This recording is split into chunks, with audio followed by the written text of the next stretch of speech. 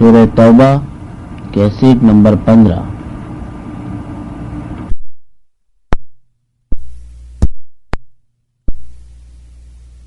ابراہیم فی العالمین انک حمید مجید۔ قال اللہ تبارک وتعالی فی کلامہ المجید اعوذ باللہ من الشیطان الرجیم بسم اللہ الرحمن الرحیم ما كان للمشركين أن يعمروا مساجد الله شاهدين على أنفسهم بالكفر أولئك حبطت أعمالهم وفي النار هم خالدون إنما يعمر مساجد الله من آمن بالله واليوم الآخر وأقام الصلاة وآتى الزكاة ولم يخش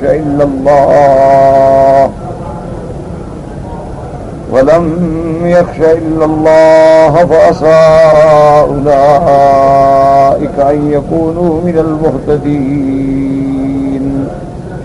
قال المؤلف والمفسر رحمه الله تعالى أدام النفع بعلومه وعلومكم في الدارين آمين، إلى أن قال يقول تعالى ما ينبغي للمشركين بالله أن يعمروا مساجد الله التي بنيت على اسمه وحده لا شريك له، ومن قرأ مسجد الله فأراد به المسجد الحرام أشرف المساجد في الأرض الذي بني من أول يوم على عبادة الله وحده لا شريك له وأسسه خليل الرحمن، هذا وهم شاهدون على أنفسهم بالكفر أي بحالهم وقالهم، كما قال السدي لو سألت النصراني ما دينك لقال نصراني، ولو سألت اليهودي ما دينك لقال يهودي، والصابي لقال صابي،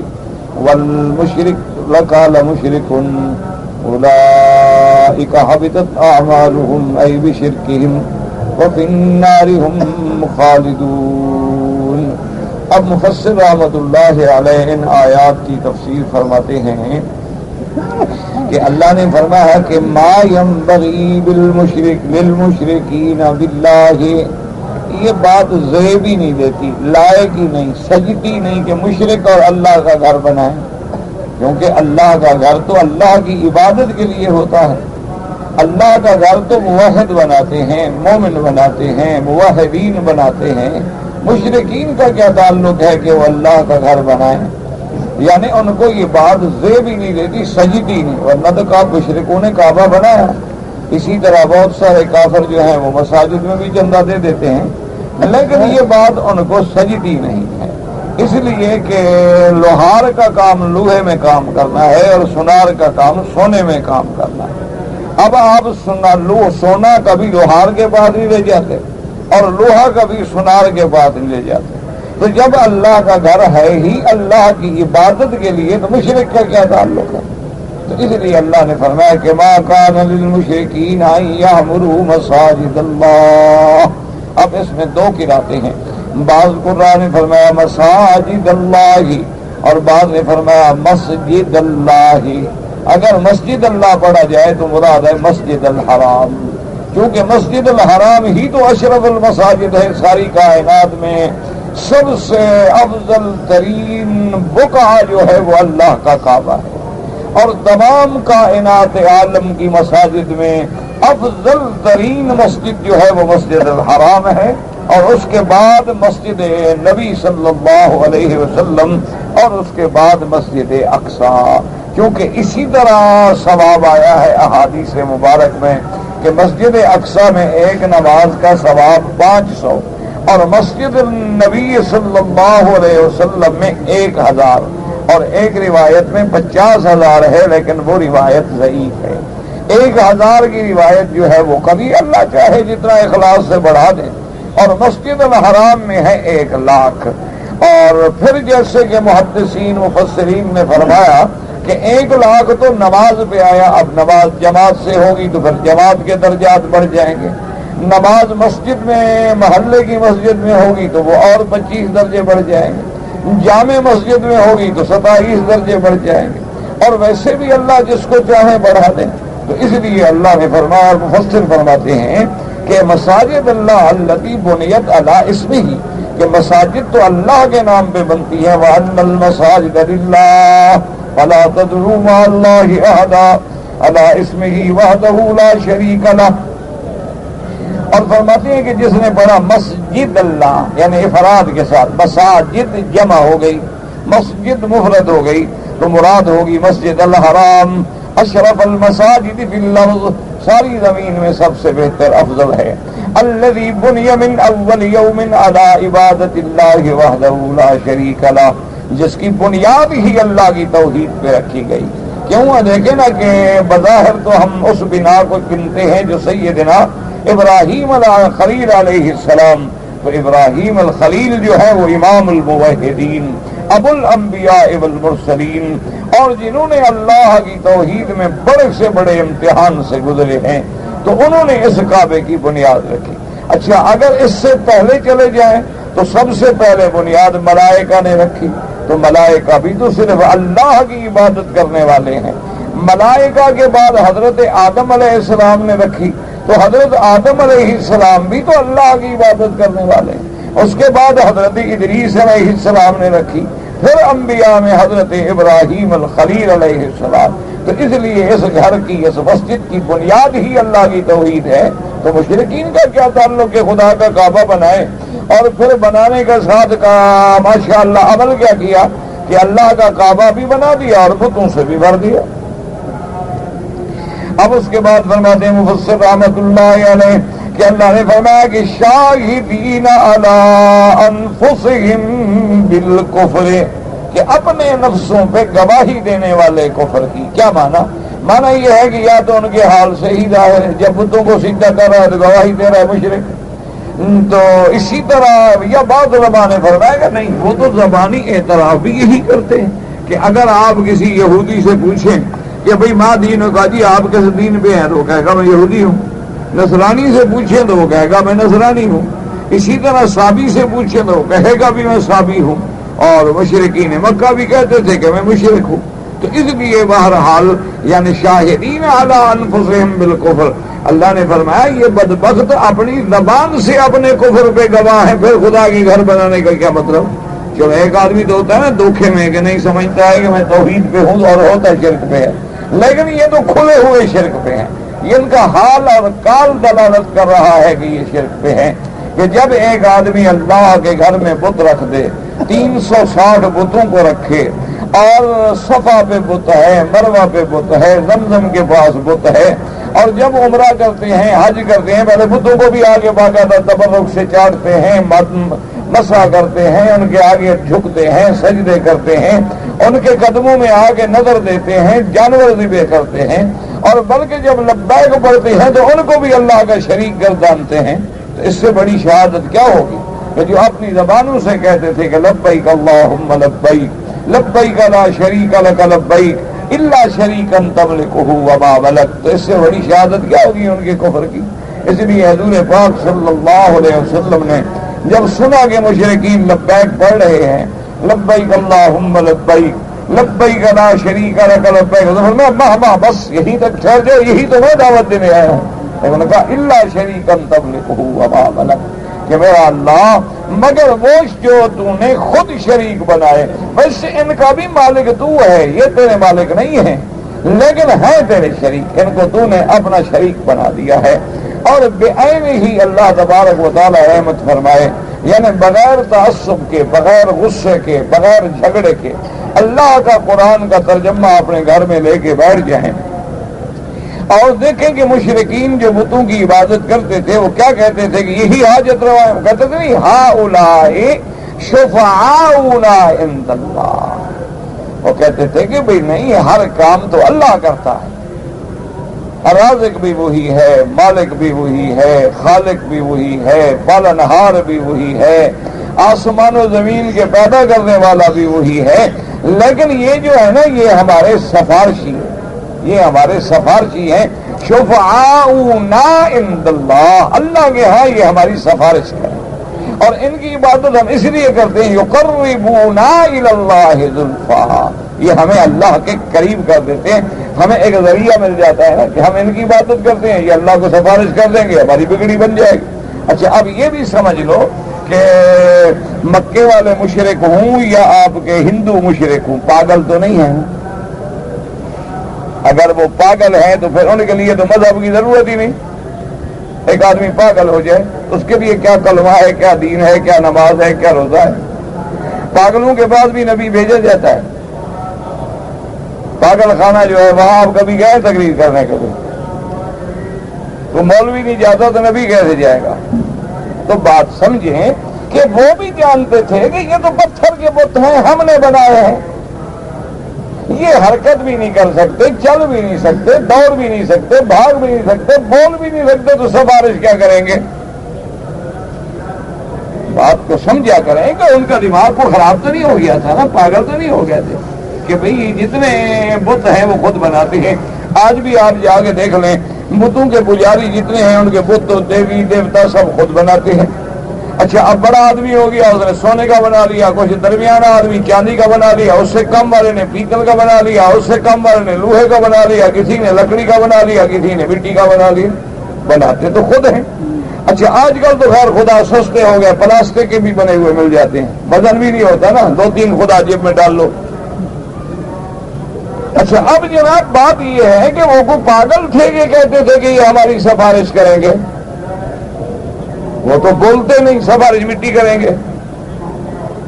تو مانا یہ تھا، یاد رکھو کہ مشرکین جتنے ہیں ان لوگوں نے یہ کیا تھا کہ جو بڑے بڑے اولیاء اللہ گزرے تھے، بڑے اللہ کے عباد صالحین گزرے تھے، بزرگ گزرے تھے، جب فوت ہو گئے تو ان کی شکلوں میں بت بنائے۔ ایسے کی کتابوں میں باقاعدہ موجود ہے کہ جو ان کا بڑا خدا تھا نا لات، وہ اصل میں کیا تھا؟ رجل صالح یلط السویقہ، ایک آدمی تھا بڑا اللہ والا تھا، مجذوب تھا، فقیر تھا، اور حاجیوں کو ستو گھول گھول کے کھلاتا تھا۔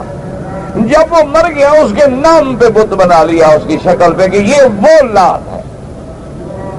اسی طرح منات ہے، عزا ہے، نائلہ ہے، اصاف ہے، جتنے بھی تھے۔ اچھا اسی طرح ابراہیم علیہ السلام کا بھی بنایا ہوا تھا، کہتے تھے ہم ملت ابراہیم پہ ہیں۔ اچھا اسی طرح انہوں نے بھی مریم علیہ السلام کا بھی بنایا ہوا تھا، سیدنا عیسیٰ علیہ السلام کا بھی بنایا ہوا تھا۔ تو اب عقیدہ کیا تھا کہ بھئی جب ان کے بت کی عبادت ہم کرتے ہیں، ان کی تصویروں کو ہم چومتے ہیں، تو وہ تصویر والا خوش ہو جاتا ہے۔ بات کو سمجھا کریں، یعنی ہم حضرت عیسیٰ علیہ السلام کی تصویر ہے اور سامنے ہاتھ باندھ کے کھڑے ہیں اور ہر وقت گلے پہ جناب صلیب کا نشان بنا رہے ہیں، تو عیسیٰ خوش ہو جاتا ہے۔ تو عیسیٰ علیہ السلام جب خوش ہو جائیں گے تو اللہ کا بیٹا ہے، سفارش کر دے گا۔ ان کا یہ عقیدہ، یہ نہیں کہا کہ یہ بت سفارش کر دیں گے۔ بت کیا سفارش؟ وہ تو جانتے تھے کہ یہ تو اگر دھوپ میں رکھ دو تو سائے میں بھی نہیں جا سکتے، اگر ان کو سائے میں رکھ دو سردی لگ جائے تو دھوپ میں بھی نہیں جا سکتے، یہ تو خود چلنے پھرنے کے قابل نہیں تھے، یہ مٹی کی سفارش کر دیں گے۔ تو اصل بات یہ تھی۔ اچھا اسی طرح بعض مشرکین کا عقیدہ یہ ہے کہ سارا نظام عالم جو ہے یہ چلا رہے ہیں کواکب، ستارے۔ اب انہوں نے اپنے عقل سے ستاروں کی شکلیں بنائی کہ یہ مشتری ہے، یہ زحل ہے، یہ عطارد ہے، یہ شمس ہے، یہ قمر ہے، اور پھر برج ہیں، یہ برج اسد ہے، یہ برج سرطان ہے، یہ برج دلو ہے، یہ برج جدی ہے، اور ان کی شکلیں کیا ہوں گی؟ ایک تخیل ہے، ایسے ہوں گی۔ اس لیے ان کی شکلوں پر، اس لیے آپ دیکھتے ہیں نا کہ بعض بت ایسے ہوتے ہیں کہ دیکھتے دیکھتے آدمی ڈر جائے گا کیا بلا کھڑی ہے، یا تو کوئی جنگل کا جانور نظر آ رہا ہے یا دریا کا کوئی مگر مچھ نظر آ رہا ہے۔ ان کا وہ تصور ہوتا ہے کہ یہ فلاں کوكب کی شکل ہے، یہ فلاں نجم کی شکل ہے، اور یہ فلاں برج کی شکل ہے۔ تو جب ہم ان کی عبادت کرتے ہیں تو وہ راضی ہو جاتے ہیں۔ اچھا بعض یہ کرتے تھے، وہ یہ کہتے تھے کہ یہ بت جو ہے نا جی، جتنے بت تھے مذکر بھی ہیں مؤنث بھی ہیں، بعض ہوتے ہیں دیوتا، بعض ہوتے ہیں دیویاں۔ دیویاں جو ہیں یہ دراصل فرشتوں کی شکل ہیں، اور فرشتے جو ہیں وہ اللہ کی بیٹیاں ہیں۔ اچھا ابھی دلیل کیا ہے کہ فرشتے بیٹیاں نے کہا اگر لڑکے ہوتے تو ظاہر نہ ہوتے، اللہ نے چھپائے ہوئے ہیں، تو معلوم ہوا نا کہ اللہ کی بیٹیاں ہیں کہ ہمارے سامنے نہیں آتی، نظر نہیں آتی، پردے میں رہتی ہیں. یعنی کافر ہو کر عقیدہ یہ تھا کہ لڑکی کو پردے میں رہنا چاہیے، باوجود مشرک ہونے کے بھی یہ عقیدہ تھا. اور مسلمان کہتے ہیں نہیں، لڑکی تو وہ اچھی ہے جو بازار میں پھرے، جو بالکل زینت بنے اور دنیا دیکھے کہ جناب دیکھو کیسی خوبصورت لڑکی ہے. یہ حسن چھپانے کے لیے دنیا اللہ نے دیا ہے کہ اس کو باہر شو روم میں سجاؤ، یہ تو بیچنے اور بکنے اور دکھانے اور دکھلانے کے لیے بنایا گیا ہے. اللہ تبارک و تعالی رحم فرمائے اور اللہ ہدایت کے فیصلے فرما دے. اچھا اب ان کا عقیدہ کیا تھا کہ جب ہم ان کی عبادت کریں گے فرشتے راضی ہو جائیں گے، اور جب فرشتے راضی ہو جائیں گے تو عباد المکرمون، وہ تو اللہ کے بڑے عزت والے، بڑے پیارے محرمت والے بندے ہیں، وہ ہماری سفارش کر دیں گے. تو اس لیے اب یاد رکھیں، اب سمجھیں اب شرک کیوں ہوا کہ ایک تو غیر اللہ میں تصرف کے قائل بنے، ایک دوسرا شرک کیوں ہوا کہ جب ہم لات کی عبادت کریں گے تو لات کو خبر ہو جائے گی، تو علم غیب غیر میں ثابت کیا. حالانکہ علم غیب کس کی صفت ہے؟ اللہ کی صفت ہے، اس لیے یہ مشرک بن گئے. تو اللہ نے فرمایا کہ جن کا حال بھی شرک ہے، جن کا کال بھی شرک ہے، جو زبان سے بھی مشرک ہیں، جو عمل سے بھی مشرک ہے، ان کا کیا حق ہے کہ اللہ کی عبادت کی جگہیں بنائیں یا اللہ کی عبادت کی جگہوں کو آباد کریں. یہ کام تو مومن کو سجدہ ہے کہ جس نے صرف اللہ کا سجدہ کرنا ہے اور غیر اللہ کا سجدہ نہیں کرنا ہے. آج بھی میرے عزیز آپ بڑے ٹھنڈے دل سے غصے میں نہ آ جایا کریں یہ وہابی ہیں اور یہ ایسے نہیں. اللہ نے آپ کو بھی تو عقل دی ہے، وہابیوں کو تو صرف عقل نہیں ملی نا، عقل تو اللہ نے سب کو دی ہے، روٹی تو سب کھاتے ہیں. آج ایمان سے کہیں جو لوگ مزاروں پہ جا کے سجدے کرتے ہیں اور مزار والوں سے مانگتے ہیں، ان کا کیا عقیدہ ہے؟ بالکل ٹھنڈے دل سے، ناراضگی کی بات ہی نہیں ہے. اللہ نے عقل دیا ہے، 2 اور 2 4 ہوتے ہیں، 2 اور 2 5 کبھی نہیں ہو سکتے، نہ 2 اور 2 3 ہو سکتے ہیں. تو جب ایک ریاضی کا قاعدہ نہیں توڑا جا سکتا تو اللہ کی توحید کے قاعدے کیسے توڑ سکتے ہیں آپ؟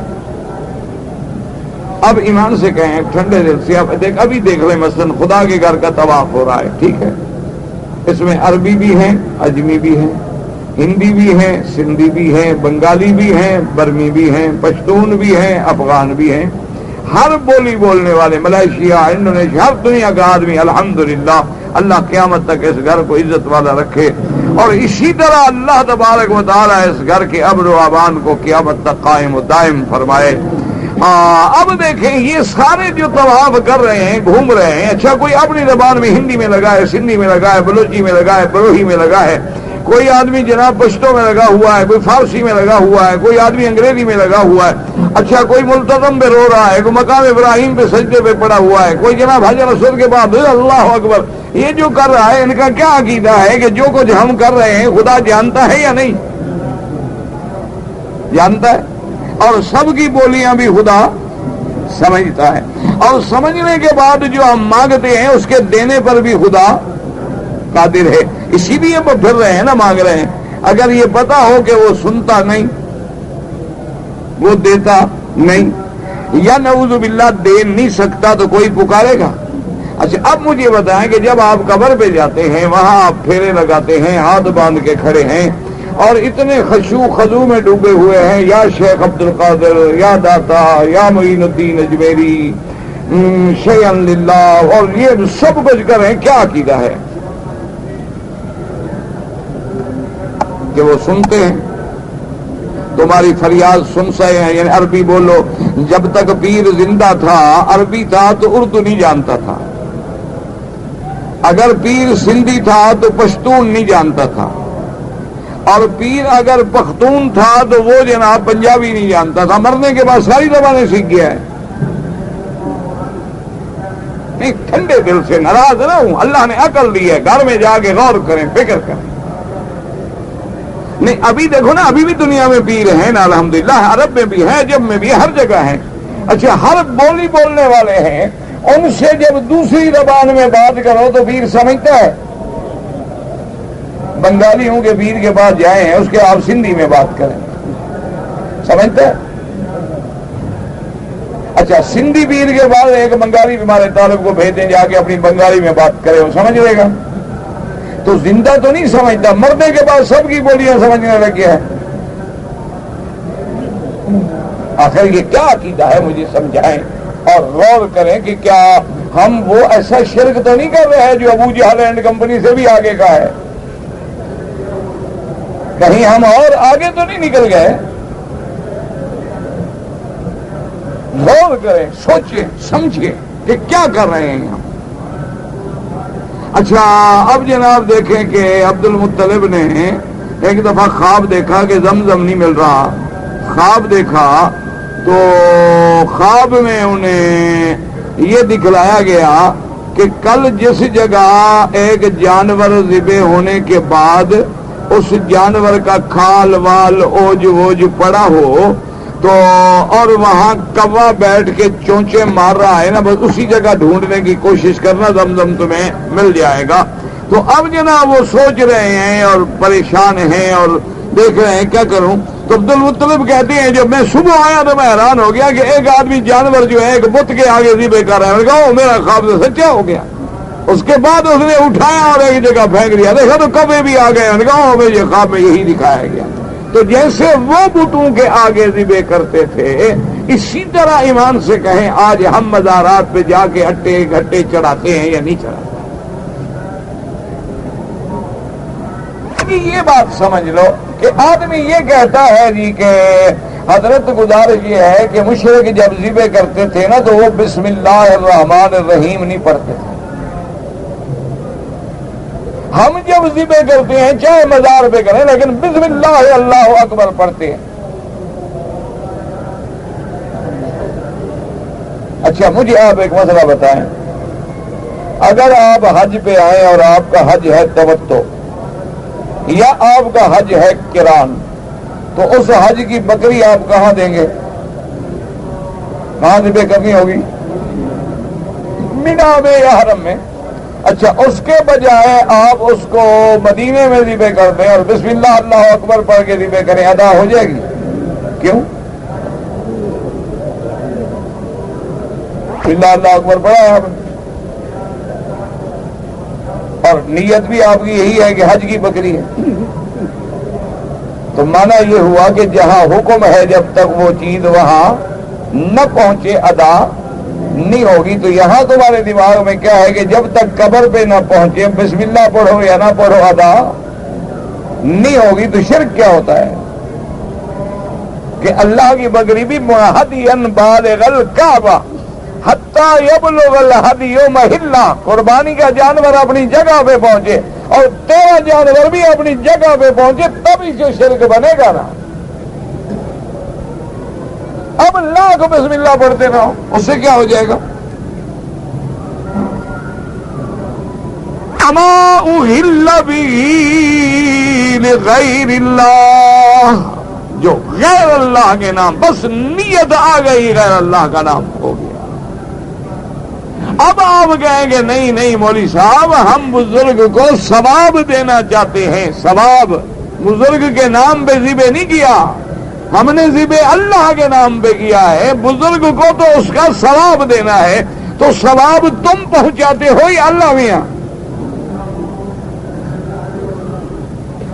اگر ثواب اللہ نے دینا ہے تو اپنے گھر ذبح کر دو، دعا مانگ لو، اللہ ثواب پہنچا دیں گے۔ قبر والا ثواب خدا پہنچاتا ہے، باہر والا نہیں پہنچاتا۔ یہ کیا بات ہوئی آخر؟ اسی لیے ہمیشہ یاد رکھے اللہ شرک سے بچائے۔ تو اللہ فرماتے ہیں مشرک کو تو مسجد بنانے کی اجازت نیچے جائے گا، مشرک آگے حج بھی کرے، مشرک آگے طواف بھی کرے، مشرک آگے پھر اللہ کی توحید کا نام بھی لے، کس کو دھوکہ دینا چاہتا ہے؟ مشرک اور مسجد خدا کا گھر بنا کے ثابت کرنا چاہتا ہے کہ میں اللہ والا ہوں۔ اسی لیے یاد رکھو جب تیرے عقیدے میں شرک آ گیا، لاکھ نمازیں پڑھو مسجد میں، کوئی فائدہ نہیں ہوتا۔ اصل بات یہ ہے کہ عقیدہ صاف ہو جائے۔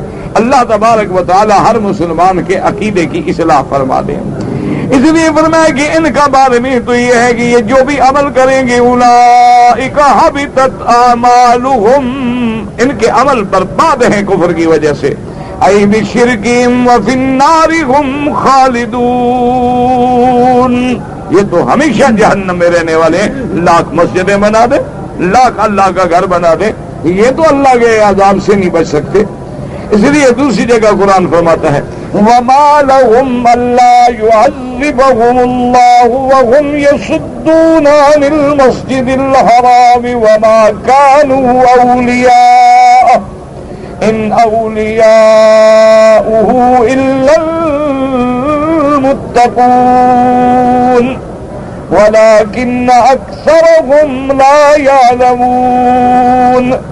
اللہ نے فرمایا کہ میرے مدنی صلی اللہ علیہ وسلم وما لہم، کیوں نہ ان کو اللہ عذاب دے کہ مسجد الحرام سے مسلمانوں کو روکتے ہیں، اور یہ مسجد الحرام کے متولی نہیں ہیں، مسجد الحرام کے متولی تو وہ ہیں جو اللہ سے ڈرنے والے ہیں۔ اسی لیے علماء نے یاد رکھو انہی آیات سے نکالا ہے کہ اگر آپ کوئی مسجد بناتے ہیں، اگر آپ کوئی وقف بناتے ہیں، اگر آپ کوئی اسلامک سینٹر بناتے ہیں، اگر آپ کوئی اسلامی ٹرسٹ بناتے ہیں، تو کبھی ان کا متولی کافروں کو نہ بنائیں، کبھی ان کا متولی ہندو کو نہ بنائیں، کبھی ان کا متولی یہودی اور نصرانی کو نہ بنائیں۔ لیکن اب باہر کے ملک ہوتے ہیں نا ہمارے، تو لوگ کہتے ہیں نہیں جی ہمیں بڑا فراخ دل ہونا چاہیے، ہمیں اسلام جی بڑا وسیع مذہب ہے۔ جناب دیکھیں ہم اسلامک سینٹر بنا رہے ہیں، کیا یہودی کو بھی ممبر رکھ لیتے ہیں، نصرانی کو بھی ممبر رکھ لیتے ہیں، تاکہ ہماری کمیونٹی جو ہے اس کے بڑے اچھے اثرات ہوں گے۔ وہ اچھے اثرات نہیں ہوتے، یہ آپ کو غلط فہمی ہے۔ آپ ایک گھڑا پانی کا بھر لیں اور کہیں کہ جناب اس میں تھوڑی سی اگر گندگی پڑ جائے تو کیا فرق پڑے گا؟ تو جب بھی آپ نے اسلام کے مراکز میں کسی مشرک کو، یہودی کو جگہ دی، بس سمجھو کہ وہ گیا، وہ کبھی ترقی نہیں کرے گا، اور اس کو جب بھی موقع ملے گا وہ کفر کی طرف لے جائے گا۔ تم اسلام کی طرف لے آؤ نہ لے آؤ، لیکن وہ تمہیں کفر کی طرف لے جائے گا، کیونکہ دشمن جاگتا ہے تم سوتے ہو، مندر کا پجاری جاگتا ہے، مسجد کا نمازی سوتا ہے۔ اس لیے آپ دیکھ لیں کہ باطل کو اپنے سارے مسئلے یاد ہیں، مسلمان کو یہ نمازی یاد نہیں۔ ہمارا ماشاءاللہ بڑا پڑھا لکھا آدمی آئے نا جی، مسئلہ پوچھتا ہے جی کہ تو ہم جو ہے مولوی صاحب ہم مسجد عمرہ کے لیے آیا، اچھا پھر ہمارا بیوی کو نفاس آ گیا، اور اس بیچارے کو یہ بھی نہیں پتا نفاس کیا ہے، حیض کیا ہے، وہ کیا دین سمجھائے؟ اچھا میں نے کہا بھی کرتے کیا ہو جی؟ میں تو ماشاءاللہ ڈبل ایم میں ہوں اور میں انجینئر ہوں کمپیوٹر میں ماشاءاللہ، اس ادھر ترقی کی ہے، ادھر اس کو نفاس اور حیض کا پتہ نہیں کہ نفاس جب بچہ پیدا ہو کہتے ہیں، حیض جو مہینے میں خون آتا ہے اس کو کہتے ہیں۔ تو فرق تو کرو نا کہ اگلا مسئلہ بتا سکے، تو وہ کسی کو اور کیا قائل کرے گا، اس کو تو یہ بھی پتہ نہیں۔ آپ ٹھنڈے دل سے آج گھر میں جائیں نا، ذرا آپ بیوی سے پوچھیں کہ نماز کے کتنی فرض ہیں، دیکھو نا باقی باتیں بھی تو جا کے پوچھتے ہو نا بیوی سے، کھانا کیا پکایا ہے، آج کون کون سی ڈش بنائی ہے، سویٹ ڈش میں کیا ہے، تو آج کم از کم آج تو میری بات مان لیں، ذرا پوچھ لیں کہ اچھا ایک تو یہ بتاؤ کہ غسل کے فرائض کتنی ہیں، آخر تم جو غسل کرتی ہو جنابت سے، حیض سے، پہلے یہ تو بتاؤ نا کہ غسل کے فرائض کتنی ہیں، واجبات کتنی ہیں۔ اگر اس کو فرائض نہیں آتا تو غسل کیسے ہو گیا؟ اچھا پوچھو نماز کے فرائض کتنی ہیں، اگر نماز کے فرائض نہیں جانتی، واجب نہیں جانتی، تو نماز کیسے ہوگی؟ اگر واجب چھوٹ گیا تو اس کو کیا پتا سجدہ صاحب کو، اس کو تو پتہ ہی نہیں کہ کیا واجب ہے۔ ٹھنڈے دل سے جھگڑے کی کوئی بات۔ اچھا ان سے کہا کہ آج مہربانی کر کے مجھے دعا قنوت تو سناؤ۔ آپ کہیں حضرت یہ تو میں تب پوچھوں کہ مجھے بھی آتی ہو،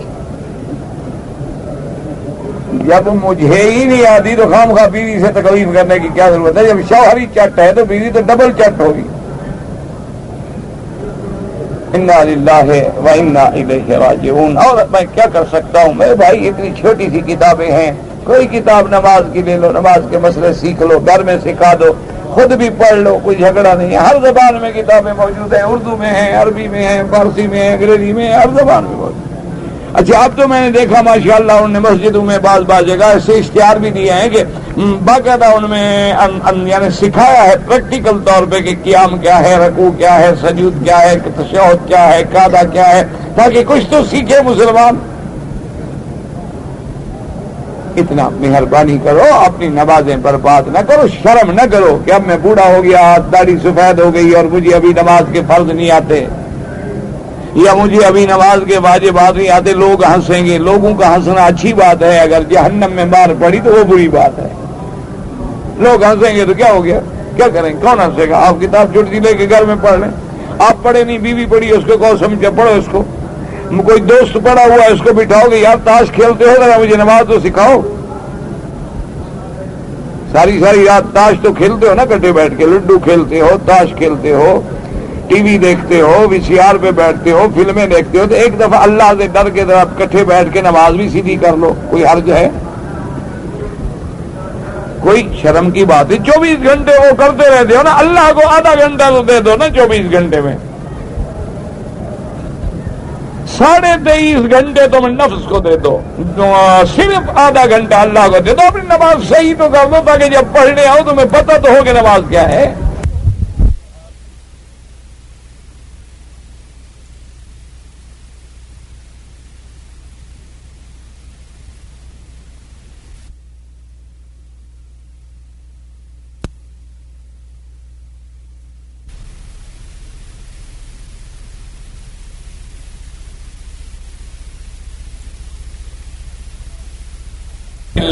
ثم الحمدللہ، جتنے بھی ائمہ اربعہ ہیں سب برحق ہیں، ان کے اتباع کرنے والے، ان کے فرمان پہ چلنے والے الحمدللہ سب برحق ہیں، اللہ سب پہ اپنی کروڑوں رحمتیں فرمائے۔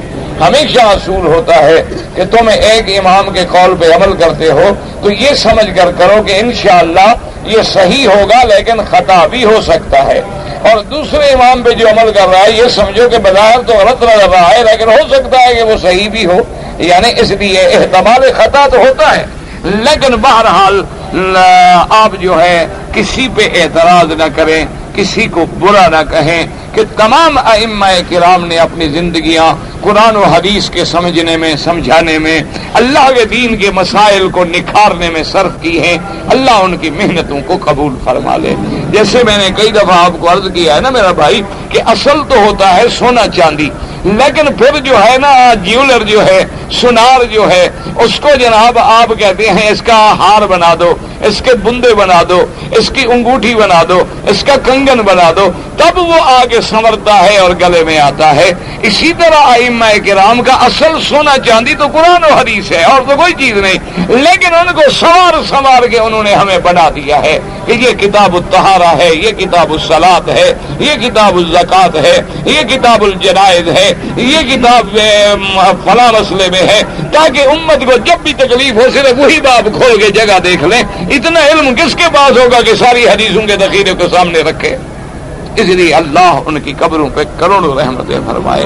اللہ تبارک و تعالی جو علماء فوت ہو گئے ان کی قبروں پہ کروڑوں رحمتیں فرمائے، اور جو زندہ ہیں اللہ ان کی خدمات کو قبول فرمائے اور انہیں ہر قسم کے حوادث و شرور سے محفوظ فرمائے۔ سب کا ادب کریں، کسی کی بے ادبی نہ کریں، اور اگر کوئی گالی بھی دے تو کہو جزاک اللہ۔ اللہ کے قرآن پہ چلو، اللہ قرآن یہی کہتا ہے کہ ادفع باللتی ہی احسن، کہ جو تیرے ساتھ برائی کرے تو بہتری سے جواب دے، بہتری کے ساتھ ٹالنے کی کوشش کر۔ اللہ نے فرمایا تجھے یہی حکم ہے، اور کہیں فرماتے ہیں خذ العفو وامر بالعرف واعرض عن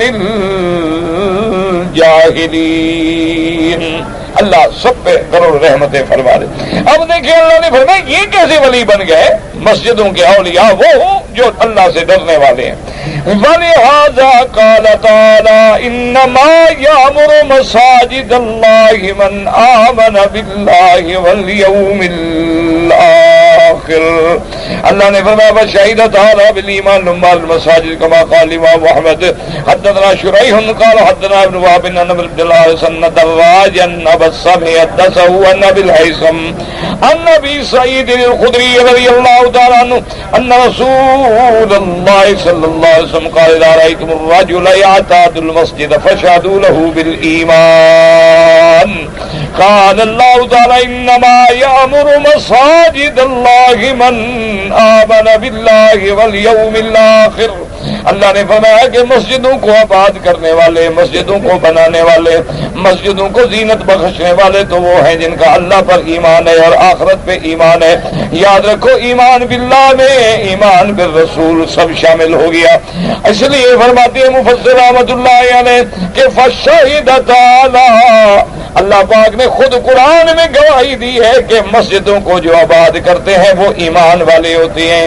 اسی طرح حدیث مبارک میں آیا ابی سعید الخدری رضی اللہ تعالیٰ عنہ سے روایت ہے کہ میرے محبوب نے، محبوب دو جہاں رحمت للعالمین سیدنا محمد الرسول اللہ صلی اللہ علیہ وسلم نے فرمایا کہ اذا رأیتم الرجل یعتاد المسجد، جب تم کسی بندے کو دیکھو کہ بار بار مسجدوں میں آتا ہے، نماز میں آتا ہے، مسجد میں آتا ہے، تو فشہدوا لہ بالایمان، بس سمجھ جاؤ گی یہ ایمان والا ہے. باقی باطن اللہ کے ہاتھ میں، شریعت ظاہر پہ عمل کرتی ہے. تو یہ مسجدوں میں آنا اور مسجدوں کو آباد کرنا اور نماز پڑھنا یہ ایمان کی دلیل ہے. وقال عبد بن حمید فی مسندہ حدثنا یونس بن محمد قال حدثنا صالح المرغی عن ثابت البنانی عن میمون بن سیاح وجعفر بن زید عن انس بن مالک رضی اللہ تعالی عنہ قال قال رسول اللہ صلی اللہ علیہ وسلم انما عمار المساجد هم اہل اللہ. اور اس سند میں آتا ہے کہ حضرت انس بن مالک رضی اللہ تعالی عنہ فرماتے ہیں کہ میرے آقا محبوب مصطفیٰ صلی اللہ علیہ وسلم نے فرمایا کہ مساجد کی آبادی کرنے والے، مساجد کو بنانے والے، مساجد میں آبادی کا معنی کیا ہے؟ اللہ کا ذکر کرے، اللہ کی نماز پڑھے، تلاوت کرے. جیسے حدیث میں آتا ہے حضور کی مسجد مبارک میں نماز پڑھنے والے بھی ہوتے، نماز کے بعد درس والے بھی ہوتے، نماز کے بعد ذکر والے بھی ہوتے. سب یہ سب اللہ، کیونکہ بیوت اذن اللہ ان ترفع ویذکر فیہا اسمہ ویسبح لہ فیہا بالغدو والآصال. اللہ نے فرمایا کہ اللہ کے گھر تو ہے اسی لیے کہ اللہ کا نام بلند ہو، اللہ کا ذکر ہو، صبح و شام اللہ کی بات. رجال لا تلہیہم تجارت ولا بیع عن ذکر اللہ. اللہ نے فرمایا میرے وہ بندے ہیں جن کو تجارت ہے، کاروبار ہے، بے شراء ہے، کوئی چیز بھی غفلت میں نہیں ڈالتی، فوراً مسجدوں میں بھاگتے ہیں. اس لیے مومن کی تو شان یہ ہے کہ قلبہ معلق فی المساجد، اس کا دل جو ہے اللہ کی مساجد میں اٹکا ہوتا ہے. ایک نماز پڑھ کے جا رہا ہے، ایک ہی نماز کا فکر ہو رہا ہے کہ یار دیر نہ ہو جائے، جلدی جانا ہے، اٹھنا ہے.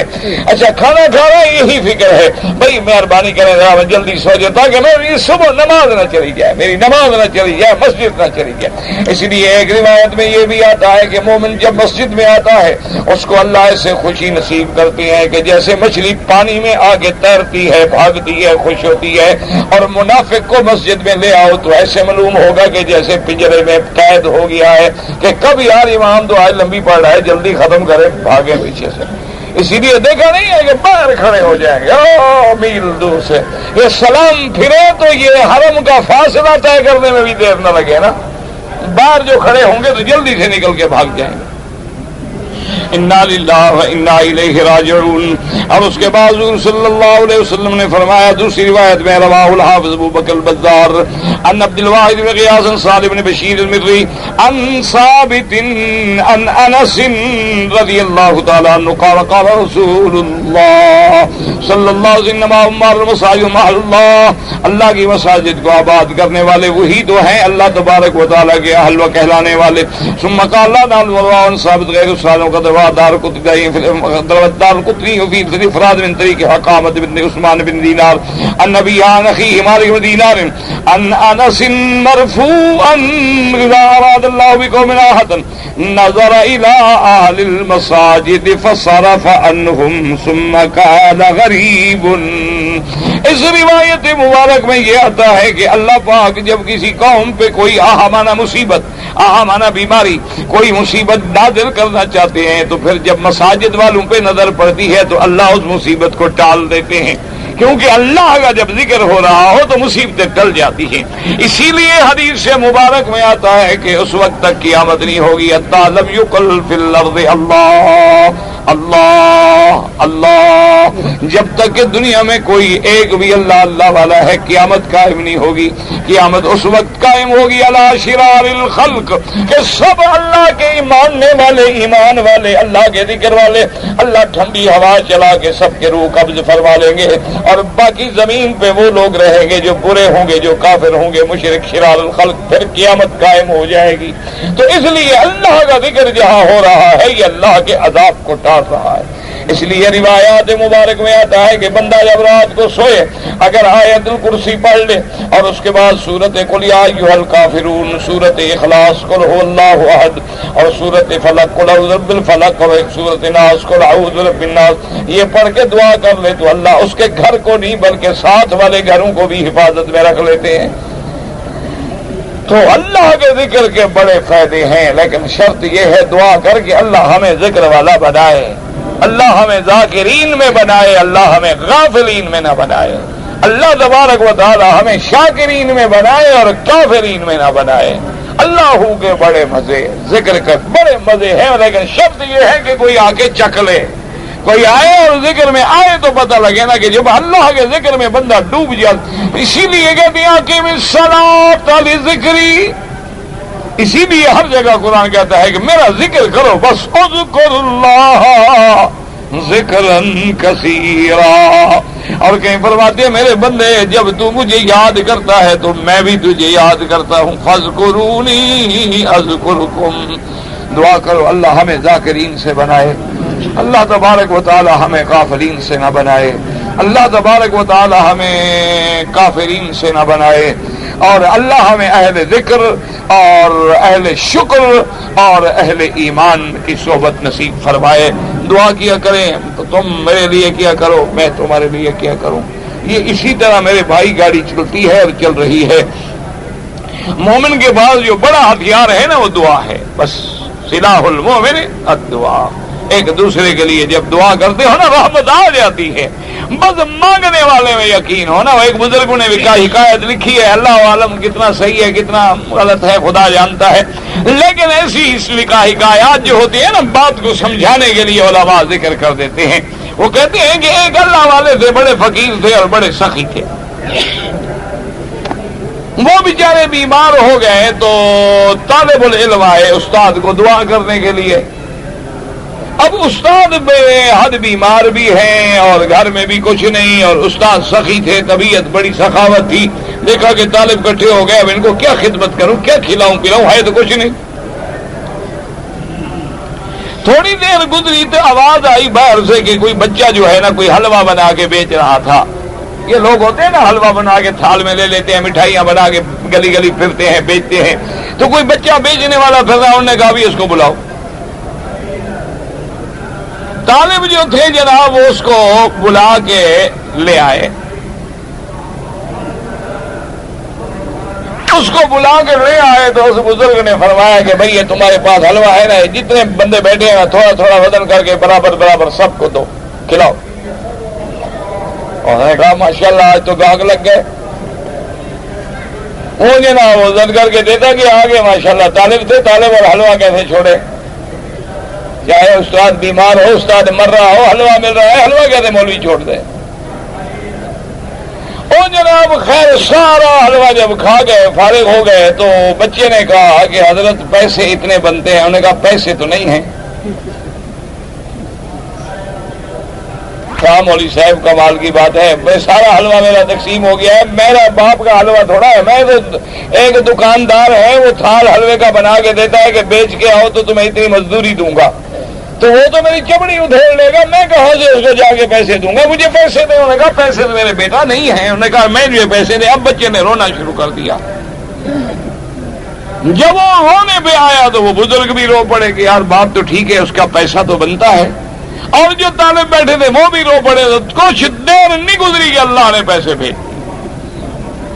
اس لیے کسی بزرگ نے لکھا ہے کہ تانا گریت حلوہ کودا کے حلوہ فروش ابر رحمت کے درایت اندر بجوش، کہ جب تک وہ حلوے والا بچہ رویا نہیں نا، پھر اللہ کی رحمت کو بھی جوش آیا نہیں۔ اسی لیے علماء کہتے ہیں کہ بچہ روتا ہے اور ماں کے سینے میں دودھ کی نہریں ٹھاٹ مارتی، تو تم بھی ذرا رو کے خدا سے مانگ کے دیکھو تو صحیح نا۔ اور لوگوں کے آگے جاتے ہو کتنی خوش آمدید کرتے ہو کہ جناب عالی اور قبلہ و کعبہ اور جناب اور جناب اور جناب، 1.5 صفحے میں 1700 دفعہ جناب لکھا ہوا ہوتا ہے، کام 1 سطر میں ہوتا ہے۔ ایک بندے کی خوش آمد کرو رات حجت کے وقت میں ذرا مارے کے آگے رو کے مزہ تو دیکھ رونے کا، ذرا یقین کے ساتھ گر جانا سجدے میں کہ مولا گناہگار ہوں، بندہ کس کا ہوں، کدھر جاؤں،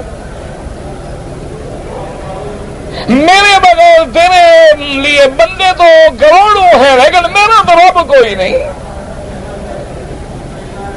میں کہاں جاؤں مالی سوا۔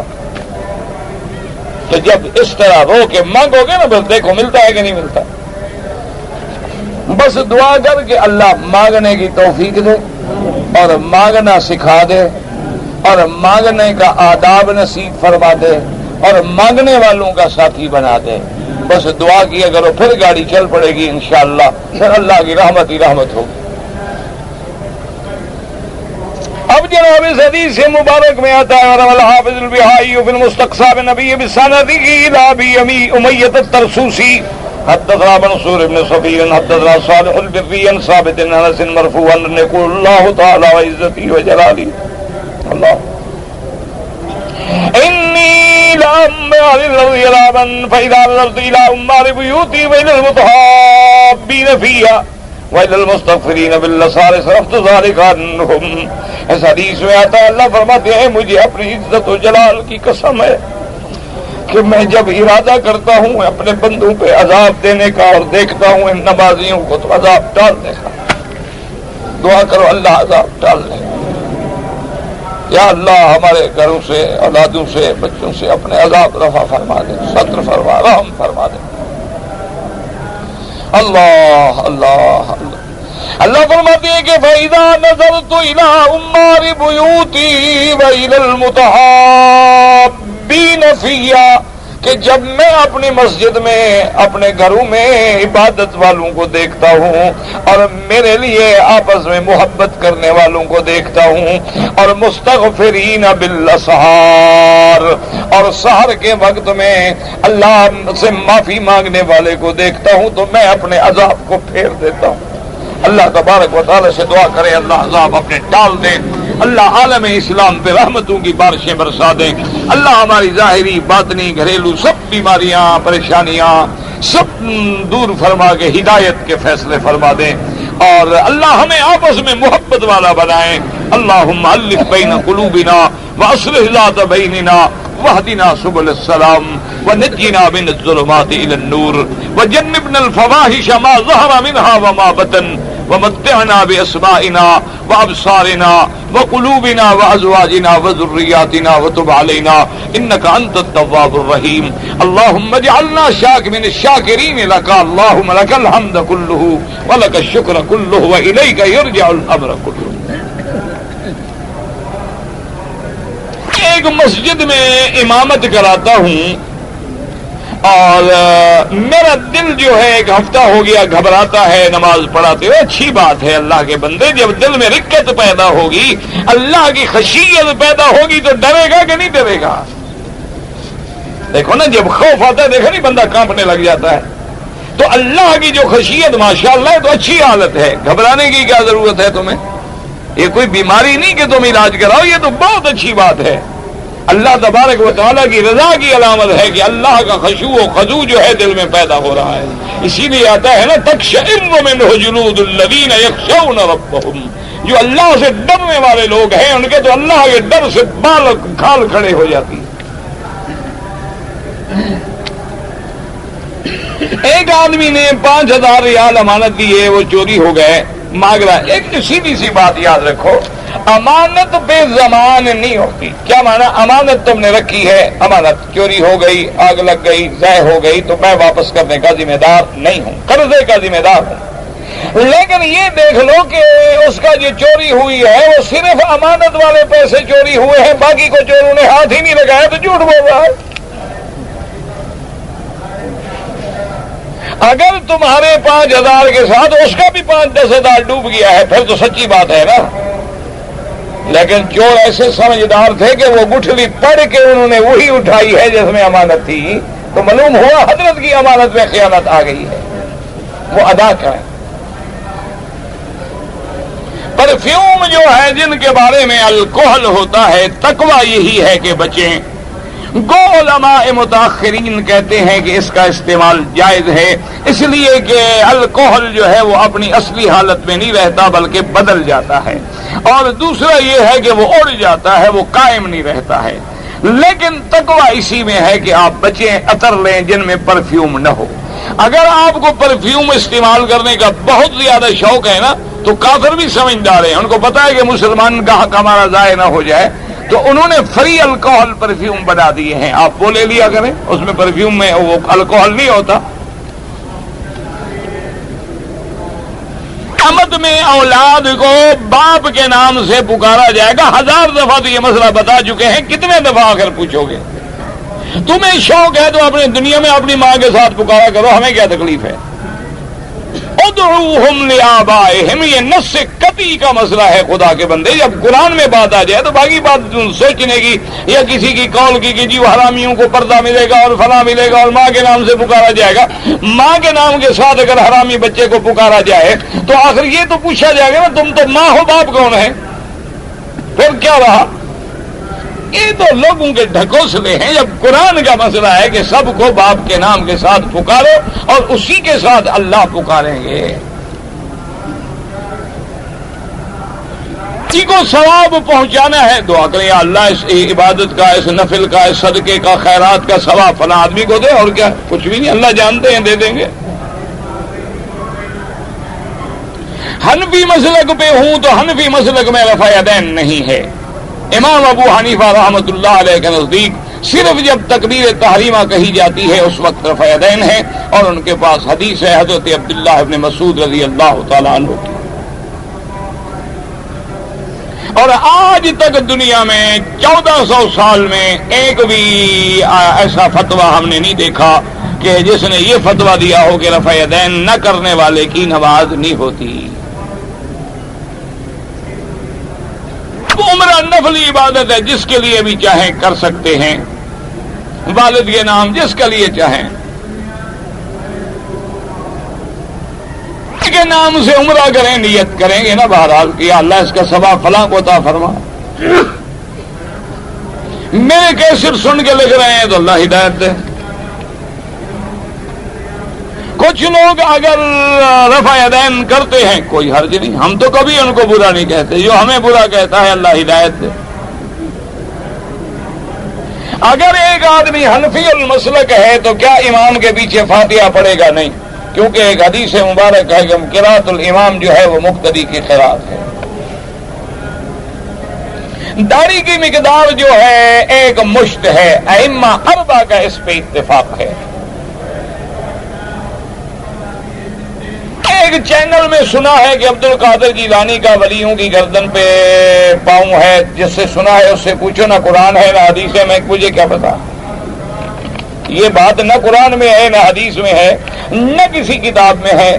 یہ جو اقوال ہیں نا ایسے ہوتے ہیں، اور بہت ساری چیزیں ایسی ہیں جو باطل مذہب نے ان کی کتابوں میں ڈال دی ہیں، مطلب وہ خود بہت بڑے موحد تھے، وہ تو حنبلی المسلک تھے، اللہ ان کی قبروں پہ رحمت کرے۔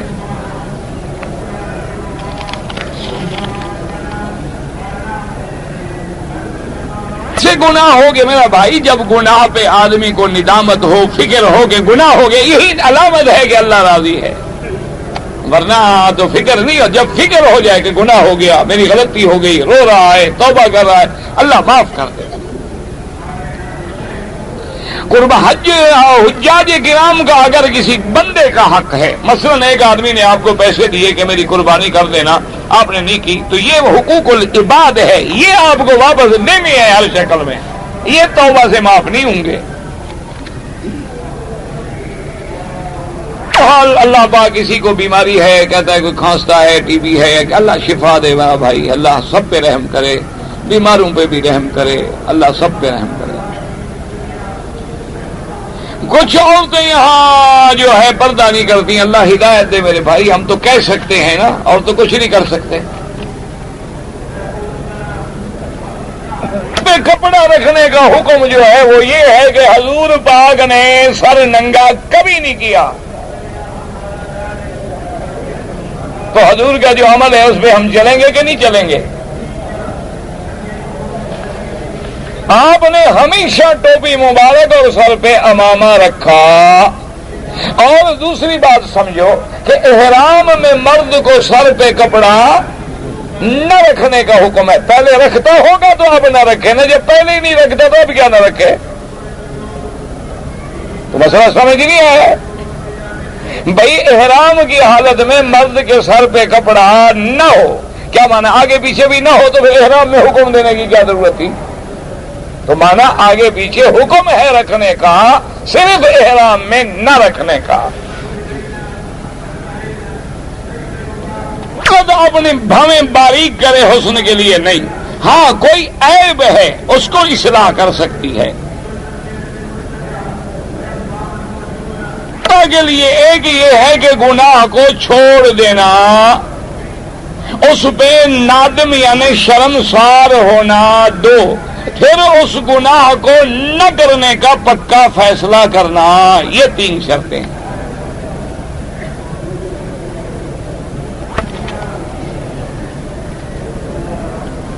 ہمارے ملک میں جب قربانیوں کا جانور ہوتا ہے تو ذبح کرنے کے بعد اس کا چمڑا جو ہے وہ فروخت کرتے ہیں اور مدرسوں میں دیتے ہیں، بالکل ٹھیک ہے، اچھی بات ہے، اور کیا کریں؟ اس کی رقم ہمیں نہیں دینی چاہیے، اس لیے حکم ہوتا ہے کہ چمڑے اکٹھے کر کے مسکینوں کو، ادارے کو، مدرسوں کو دے دو، وہ اپنا بیچیں گے اور مدرسے میں طلبا کے کام لگائیں گے۔ بیوی میں جھگڑا ہوا، بیوی والدین کے گھر چلی گئی، خامد نے جھگڑے میں ہی طلاق دیتا ہے، محبت میں کبھی کسی نے طلاق دی ہے؟ بیوی حاملہ تھی، پھر اس نے طلاق دے دی، مداخلت کی، سلو ہو گئی، دوسرے دفعہ جھگڑا ہوا، پھر خامد نے طلاق 3 دے دی، حنفیوں کے نزدیک تو کام پکا ہو گیا، اب کوئی حل نہیں۔ باقی بہتر یہ ہے کہ ایسے مسائل میں دارالافتاء سے رجوع کریں، شاید اللہ تیری مشکل کا کوئی حل نکال دیں۔ بیوی کو سانپ نظر آتا ہے خواب میں، لاہور کپڑ کے پھونک دے اور بتایا نہ کرے کسی کو، بس کچھ بھی نہیں ہوتا۔ بیوی کو خانہ کعبہ سے 17 ریال ملے ہیں، غریب ہو تو کھا لو، مسکین ہو نہیں تو غریبوں کو دے دو۔ تم خود غریب مسکین ہو تو کوئی حرج نہیں، کیونکہ اب مالک تو مل نہیں سکتا کہ اس کو لوٹاؤ۔ اگر مرد نے عمرہ کیا ہے، احرام باندھا ہے، تو اسی احرام کو دوبارہ عمرے کے لیے استعمال کر سکتا ہے، بالکل کر سکتا ہے، کہ وہ پلید ہو جاتا ہے عمرہ کرنے سے، پاک ہے، اس میں جو ہے 100 عمرہ کرو اللہ کے بندے۔ میں نے 2 سال سے سنت نفل وطر کچھ بھی نہیں پڑھا، سنت نفل تو اللہ معاف کر دے گا، وطر کا ادا کر لو، احناف کے نزدیک وطر کا قضا کرنا ضروری ہے، وطر واجب ہے، اور اصل علاج کیا ہے؟ توبہ کر لو۔ ایک مسجد میں 2 رات بغیر وضو کے نماز پڑھی، انا للہ ہے، توبہ بھی کرو اور ان کو بتا بھی دو نماز لوٹا لیں۔ نفلی روزہ جو ہے پیر اور جمعرات کو رکھنا بالکل جائز ہے، اس کے علاوہ رکھنا چاہوں تو 3 راتیں لیالی البیز 13، 14، 15 کا رکھ لیں، اور اسی طرح ویسے رکھنا چاہیں تو 1 دن چھوڑ کے 1 دن رکھ لیا کریں، جیسے کہ داؤد علیہ السلام کان یصوم یومن و یفطر یومن۔ کل کو کنگھی کریں، دائیں طرف سے شروع کریں، اللہ کو پکارے، اللہ کے سوا اللہ کی عبادت میں کسی کو شریک نہ کرے۔ کہ اللہ تبارک و تعالیٰ کے سوا میں کسی نفع نقصان یا ہدایت دینے کا مالک نہیں، سب اللہ کے ہاتھ میں ہے۔ ایک نماز جنازہ میں 4 میت ہیں، 4 میت ہیں، جتنی میت زیادہ ہے اتنا اللہ ہمیں ثواب بھی زیادہ دیں گے۔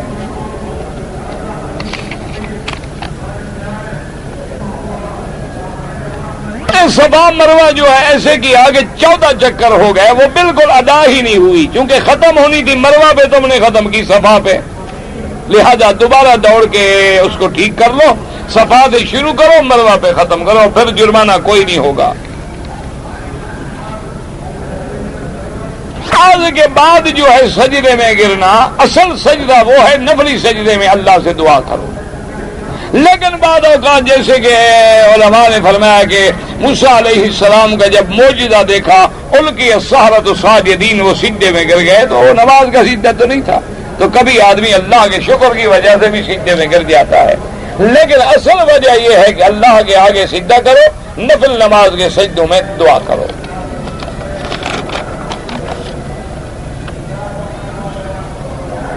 بیوی چلی گئی والد کے گھر پر، مجھ سے وہ خرچہ مانگتے ہیں، خرچہ تو بیوی کا تم نے دینا ہے نا بابا،